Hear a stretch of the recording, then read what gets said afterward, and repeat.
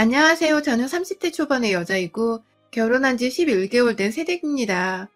저희 남편은 3대 독자에 어릴 적부터 부모님 사랑 듬뿍 먹고 자란 사람입니다.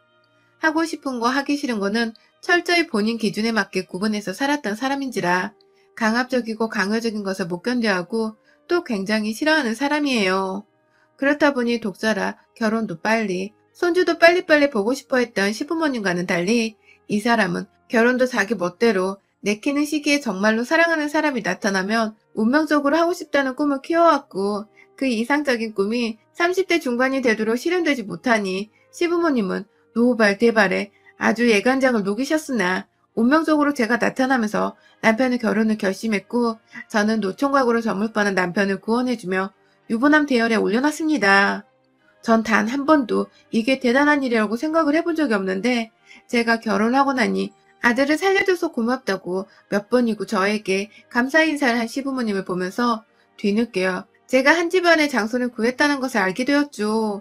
제 기준에서는 지극히 정상적인 나이였고 또 우리가 연애 결혼했다 보니 절대로 서두르거나 인위적인 결혼 과정이 없다고 자부를 했었는데 왜인지 시부모님의 태도를 보면서 남편이 주변에 계시던 부모님의 닥달로 결혼을 서두른 건 아닌가 싶어 제게는 다소 찝찝했던 대목이었습니다. 뭐 이것도 결혼을 하면서 신혼생활에 흠뻑 빠져드는 바람에 금세 잊어버리긴 했지만요. 하여튼 별난 집안이고 자식이 귀한 집안이구나 하는 걸 그때 알게 되면서 제 딴에는 시부모님이 원하시는 대로 해드리려고 노력을 많이 했어요. 누가 시키지도 않는데 시부모님께 번갈아가며 안부 인사도 자주 드리려 했고 이왕이면 신혼을 즐기되 하루빨리 아이를 갖고자 남편과 미리 대화도 많이 나눠보고 그렇게 뜻을 모았죠. 남들이 보기엔 그리고 제가 보기에도 문제될 것이 하나 없는 결혼 생활이었고 내부적인 집안 스트레스가 없다 보니 남편이나 저나 둘 다 바깥 일을 하며 힘들어할 것도 없었습니다. 오히려 더 힘내서 직장을 다니고 일에 집중하며 일과 가정을 다 잡고자 열심히 노력해왔어요. 그런데 그 와중에 잠시 잊고 지냈던 우리 별난 시부모님이 다시 등장을 하게 되었습니다. 이유는 정말 황당하게도 저희 친정 식구 때문이었는데요. 미움을 받을 짓 한 번 한 적 없고 요즘의 저 같지 않게 시부모님께 얘기도 잘 떨며 전화도 자주 드리고 남편과 자주 찾아보며 며느리로서 할 도리를 열심히 지키고 살았던 제게 뜬금없이 친정 식구들이 복병이 되어버리고 말았습니다. 정말 이상한 순간에 이상한 계기로 트집이 잡혀버렸는데요. 저한테는 부모님과 2살 차이 나는 여동생이 하나 있어요. 저를 꼭 닮은 듯 닮지 않은 이 녀석 때문에요. 제 말이라며 늘 따르고 잘 듣던 착한 아이입니다. 학교 다니며 사고 한번 친 적 없고 공부는 또 얼마나 잘하던지 늘 1등은 놓치지 않았고 기대했던 대로 대학도 잘 들어갔어요. 다만 성격이 활발하지 못해서인지 대학을 들어가며 부모님께서는 전문 직종이나 공무원 등 동생이 남들 눈치 보며 기죽어 일하는 것보단 자기 자격증이나 철밥통으로 일할 수 있는 곳에 들어가기를 진심으로 원하셨고 그 얘기를 수도 없이 들었던 여동생은 자세히 말씀드릴 순 없지만 취업에 연달아 떨어지고서 진로를 자격증 따는 방향으로 정했었어요. 그래서 지금은 시험 준비에 돌입한 지 3년차가 되었습니다. 그런데요, 그냥 여동생이 하나 있고 명문대를 나왔던 것만 알고 있던 시부모님, 특히 시어머님은 제 여동생이 시험 공부를 하고 있는지 3년차가 되었다는 얘기를 듣고는 소스라치게 싫어하셨어요. 본인 머릿속에는 슬리퍼 질질 끌고 백수옷을 입고 공부를 하러 다니는 그 개그 프로그램 속에 노량진 고시생 모습이 떠올랐나 보더라고요. 아니 그럼 어떻고 또 아니면 어떻고 원하는 일을 위해 공부를 하고 준비를 한다는데 사돈되는 양반이 싫어하고 경계를 할 이유는 도대체 뭐냔 말입니다. 밥을 먹다가 동생 얘기가 나와서 시험 공부를 하고 있다고 하니 밥을 먹다 마고 수저를 놓더니 세상에 완전 백수구나 라고 말씀을 하시던 시어머니의 주둥이부터 눈빛까지 싹 다 저는 지금도 잊을 수가 없네요. 마치 제 여동생이 남편한테서 그리고 저한테서 피라도 빨아먹을 것이란 듯이 남편을 바라보면서 넌 네 처제를 자주 만나니? 그런 거 자주 만나지 마. 하며 신경질을 딱 부리시는 모습 또한 제겐 충격이었고 배신감이 열이 받았네요. 다른 사람도 아닌 시어머니란 사람의 입에서 제 여동생을 비하하는 듯한 소리가 나오니 제 기분이 당연히 나쁠 수밖에 없었고 듣고 있던 남편도 흠칫 놀랬는지 요즘 그런 식으로 말하면 큰일 나요, 엄마. 하면서 며느리한테 손절당한 짓을 하지 말라고 눈치를 주더라고요.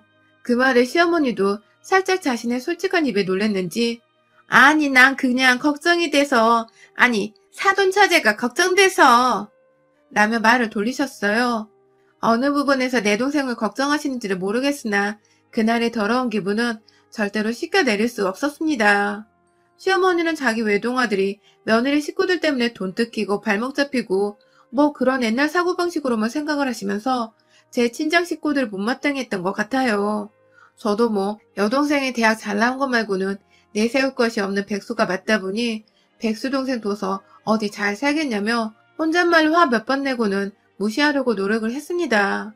그런데요, 그때부터 시어머니는 혼자서 제 친정에 경계를 세우며 사돈이 정확히 하고 계신 일이 뭐였더라? 하면서 하고 있는 일과 벌리는 돈이 얼마나 되는지 등을 수시로 물어보셨고 분명히 실례인 일임에도 불구하고 저에게 친정은 가까이 두고 살면 안 된다 라던지 결혼하고 나서 여자는 시댁 사람인 거야 하면서 조선시대 시어머니 마냥 말을 하셨습니다. 엄연히 제게 친정은 내 울타리 있고 사랑하는 가족들인데 만나지 말라는 식으로 말씀하시던 어머님의 말씀에 저도 점점 반기가 들렸죠.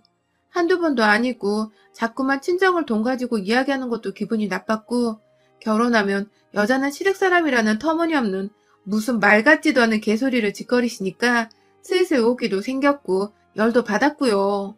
시어머니가 만날 때마다 혹은 전화를 할 때마다 친정을 무시하니 옆에 있던 남편도 점점 지 엄마를 닮아가는 건지 처제가 잘 안 풀리니까 엄마가 걱정돼서 그러는 거야 라고 말을 하거나 경제적으로 부족한 게 없는 분이시라 주변 사람들이 슬슬 신경이 쓰이는 거지 하면서 지 엄마를 두둔하는 말들을 하기까지 했네요. 저희 아빠는 지금까지 회사에서 몇십 년을 일을 하시다가 명예퇴직을 하셨고 퇴직금에다 연금까지 더해서 엄마랑 두 분이서 충분히 먹고 살고 여행도 간간히 가실 만한 돈을 가지고 계셨습니다. 욕심이 많은 분들도 아닌지라 지금 가지고 계신 자가 아파트 하나에 연금을 모아 가끔 자식들 용돈도 주시면서 그걸 행복으로 알고 사시는 분이시고요. 제 여동생은 시험 공부를 하면서도 자기 용돈은 자기가 벌겠다며 알바를 하고 공부를 하고 있습니다. 남편의 말대로 얼른 취업이 돼서 자리를 좀 잡았으면 좋겠지만 설령 그게 안 되더라도 본인의 실력이 그 정도인 것뿐이고 본인 삶이니까 알아서 살도록 저희 가족들은 내버려둘 생각이었습니다. 당연히 여유가 있는 제가 제 동생이니까 용돈도 좀 챙겨주고 맛있는 것도 간간히 사주곤 하겠죠. 하지만 이건 어디까지나 남이 아닌 제 친동생이기 때문에 제가 마음에서 우러나와 하는 행동들입니다.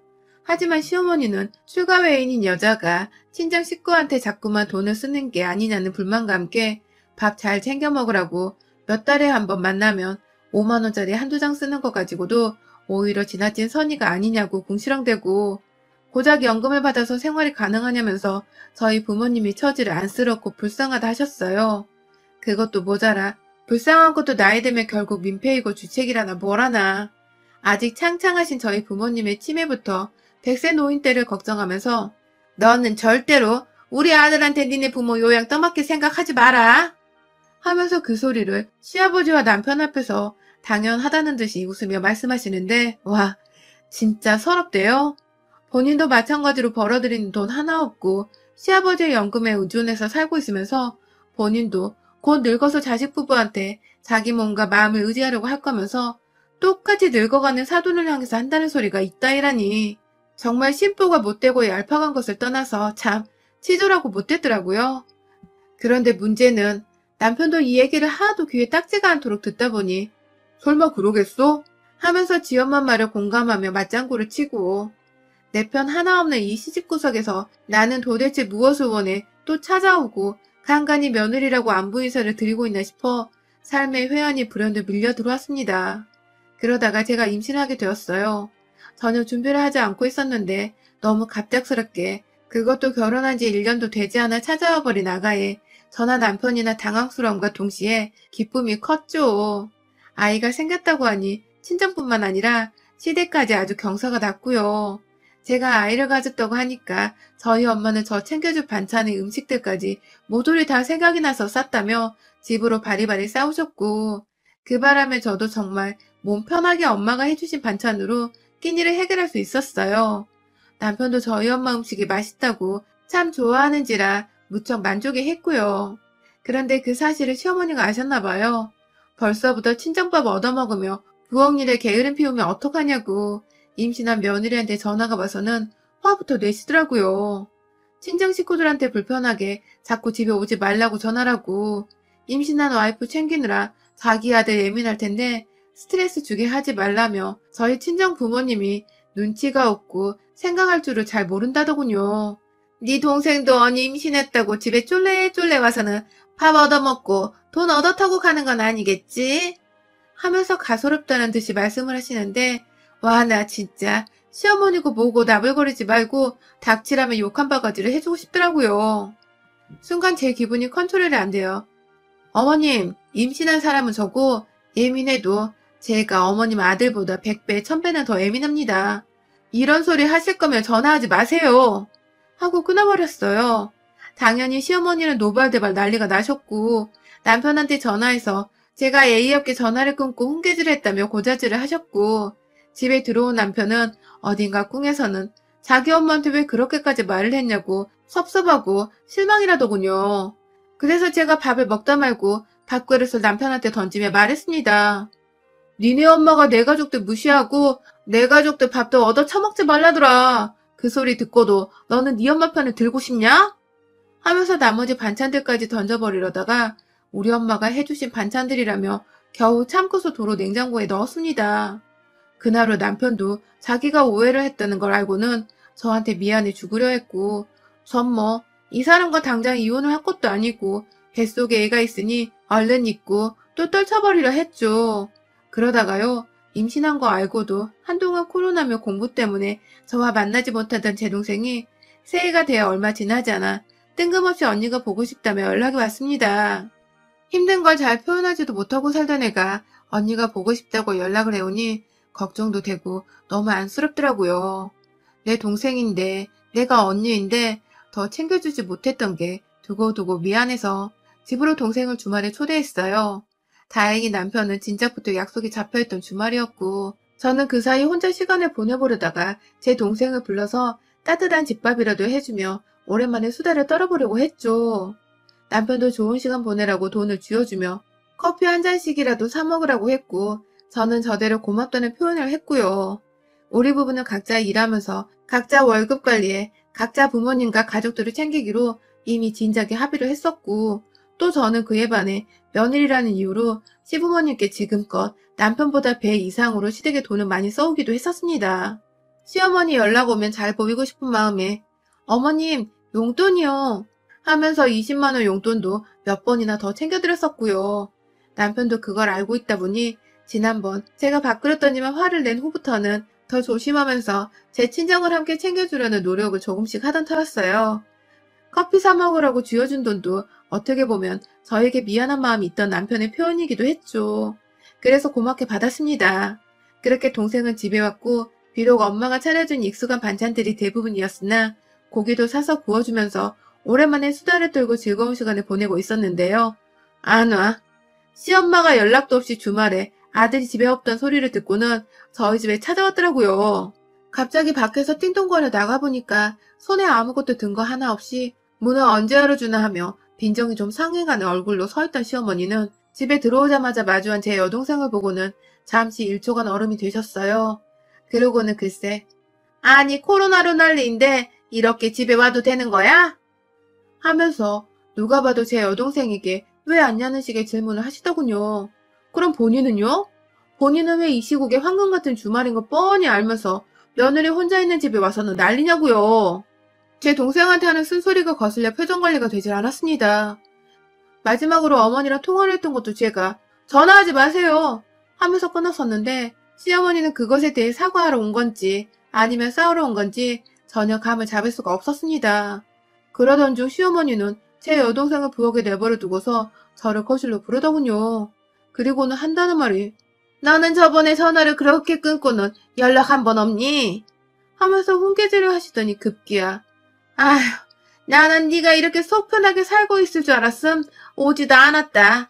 동생 부르고 밥 먹이고 아주 팔자 폈네. 라고 하더라고요.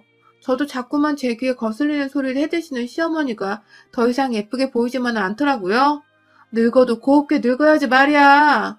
눈에 쌍심지를 켜고서 어머님 왜 오셨어요? 하고 물어보는데 시어머니가 글쎄 내가 이럴 줄 알고 왔지. 백수 여동생의 잘난 거 없는 친정에 아주 내 새끼 집에서 등골을 빼다 먹여주는구나 하면서 손으로 자기 가슴을 막 치는데 아우 진짜 열불 터지대요.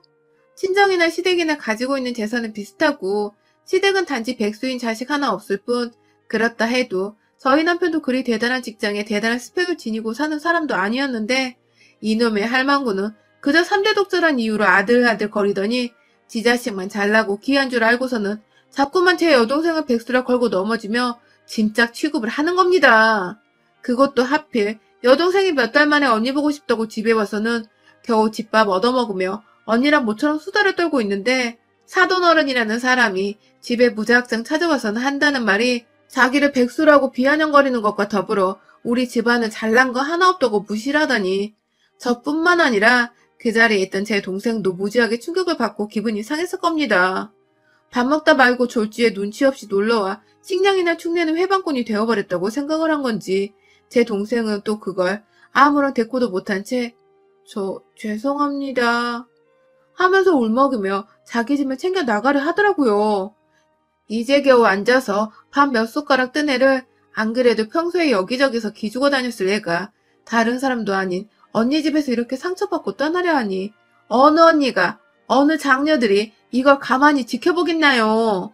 막 폭발을 하려는데 우리 시어머니가 제대로 짚어주더라고요. 글쎄 집을 나서려는 제 여동생한테 사돈처녀 집에 가서 어머니께 똑바로 전해요. 딸은 시집가면 이제 딸도 아닌 거야. 잘 사는 애 주변에 얼쩡거리지 말고 둘째 딸 간수나 잘하라고 해. 라고 말씀을 하신 겁니다. 동생은 급기야 이 소리를 그냥 흘려듣는 게 맞는 건가 싶어 집을 나서려다 말고 저를 한 번 더 쳐다봤고 저는 이내 동생의 팔을 잡아 끌어다가 다시 집 안으로 들여왔습니다. 그리고 이내 시어머니의 팔을 끄집어 당겨 현관 앞으로 맨발로 쫓아냈고 어머 얘가 미쳤나봐 하면서 팔 아프다고 발악하는 시어머니를 향해 아휴 쪽팔려 죽겠으니까 제발 네 아들 앞에 좀 그만 나타나 하고는 소파에 놓여져 있던 시어머니 핸드백을 들고 나와서 시어머니 면전 앞에 던져버렸어요. 백을 맞을 뻔한 시어머니는 어머머 얘가 진짜 미쳤어 하면서 더 흥분을 하시는데 그런 시어머니를 제대로 열받게 하기로 작정을 했습니다. 신발장 한 켠에 놓여져 있던 알코올 세정제를 갖다가 미친 듯이 뿌려대며 제발 좀 꺼지라고 너 같은 시엄마 돈거 쪽팔려서 어디 나가서 얘기도 못하고 산다 하며 지랄을 했고 급기야 뿌려대는 세정제의 뚜껑을 열어다가 안에 든 용액을 확 시어머니 가슴팍에 뿌려버렸습니다. 진한 술 냄새인지 알코올 냄새가 막 진동을 하는데 시어머니는 제대로 충격을 받았는지 현관문을 붙잡고 그 상태로 절 경계에 찬 눈빛으로 쳐다보기만 하더라고요. 그런 시어머니께 마지막으로 신발장 안에 방향제로 쓰고자 다 먹고 남은 에스프레소 가루를 넣어둔 일회용 마스크를 깨끗하게 털어다가 재활용 한다는 마음으로 시어머니 얼굴에 씌워줬습니다.